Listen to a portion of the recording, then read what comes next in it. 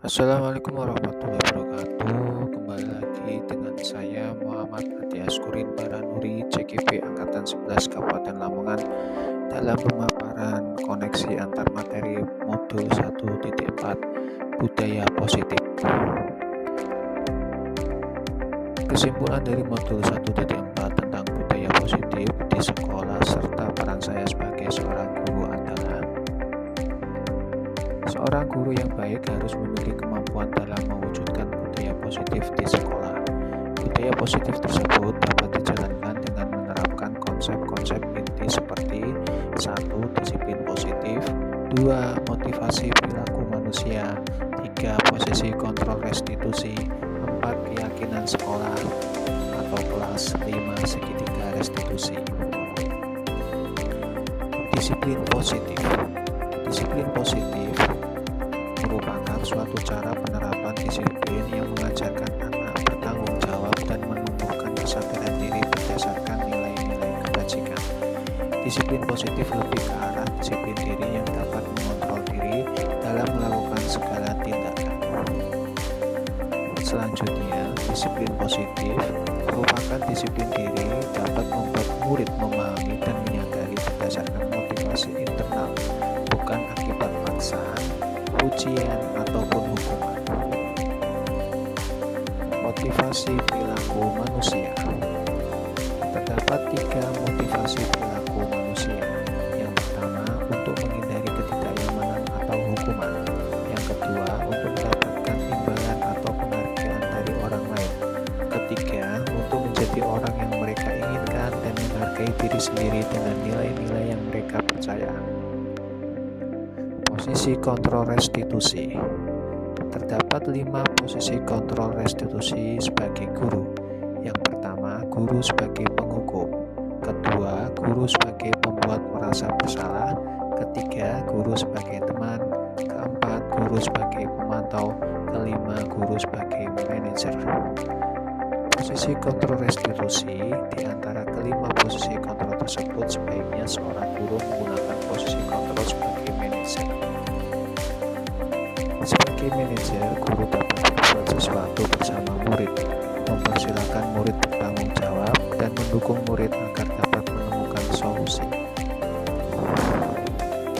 Selain itu, posisi manajer mengacu pada restitusi yang dapat menjadikan murid sebagai manajer bagi dirinya sendiri, sehingga dapat mencipta identitas positif pada diri murid. Keyakinan sekolah atau kelas. Keyakinan sekolah atau kelas, guru berperan dalam mewujudkan terbentuknya keyakinan sekolah atau kelas dengan adanya kesepakatan antara guru dan murid. Keyakinan sekolah atau kelas berupa pernyataan-pernyataan universal yang mudah diingat dan dipahami dan harus diterapkan di lingkungan sekolah. Segitiga restitusi. Tahapan dalam segitiga restitusi terdapat 3 tahapan, antara lain 1. Menstabilkan identitas, 2. Validasi tindakan yang salah, yang ketiga menanyakan keyakinan. Menstabilkan identitas. Menstabilkan identitas dilakukan berdasarkan prinsip bahwa membuat kesalahan adalah bagian dari proses pembelajaran yang nantinya akan menggeser identitas gagal ke arah identitas sukses. Validasi tindakan yang salah. Validasi tindakan yang salah dilakukan berdasarkan prinsip bahwa setiap perilaku berupaya memenuhi suatu kebutuhan tertentu, sehingga guru atau orang tua akan bergeser pemikiran stimulus respon menjadi proaktif, serta akan lebih mengenali dan mengakui kebutuhan murid atau anak. Menanyakan keyakinan dilakukan dengan memberi pertanyaan-pertanyaan yang bermakna kepada murid atau anak untuk memunculkan motivasi secara intrinsik sehingga mampu mengaitkan keyakinannya dengan tindakan yang salah. Keterkaitan antar materi. Budaya positif memiliki keterkaitan pada filosofi KHD, kedua nilai dan peran guru penggerak, yang ketiga visi guru penggerak. Adapun keterkaitan antara materi budaya positif dengan 3 materi sebelumnya, yaitu dengan menjalankan budaya positif di sekolah, maka akan mempermudah dalam tercapainya tujuan pendidikan nasional sesuai dengan filosofi Ki Hajar Dewantara, yaitu pendidikan yang berpihak pada murid dan bersifat menuntun. Budaya positif dapat terwujud jika seorang guru memiliki 5 nilai guru penggerak, diantaranya berpihak pada murid, mandiri, reflektif, kolaboratif, dan inovatif. Selain itu, guru juga harus memiliki peran sebagai penggerak dalam membangun budaya positif di lingkungannya. Salah satu perubahan yang diinginkan sesuai visi guru penggerak adalah terbentuknya budaya positif agar terciptanya sekolah yang nyaman, aman, dan berpihak pada murid sesuai filosofi Ki Hajar Dewantara dan profil pelajar Pancasila. Refleksi.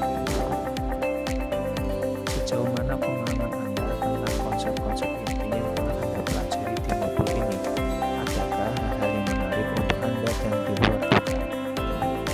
Pemahaman. Saya telah memahami konsep inti dari modul 1 budaya positif. Pemahaman ini akan saya aplikasikan dalam lingkungan sekolah serta akan saya imbaskan kepada guru lain. Hal menarik pada modul 1.4 ini adalah bagi saya dan di luar dugaan adalah adanya keterkaitan langsung antara budaya positif dengan peningkatan kesejahteraan mental, emosional, dan perubahan sikap murid.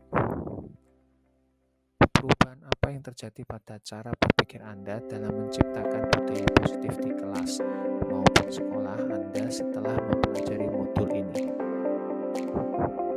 Adapun perubahan yang terjadi adalah saya menyadari bahwa posisi kontrol yang biasa saya lakukan dalam menangani masalah murid selama ini kurang tepat.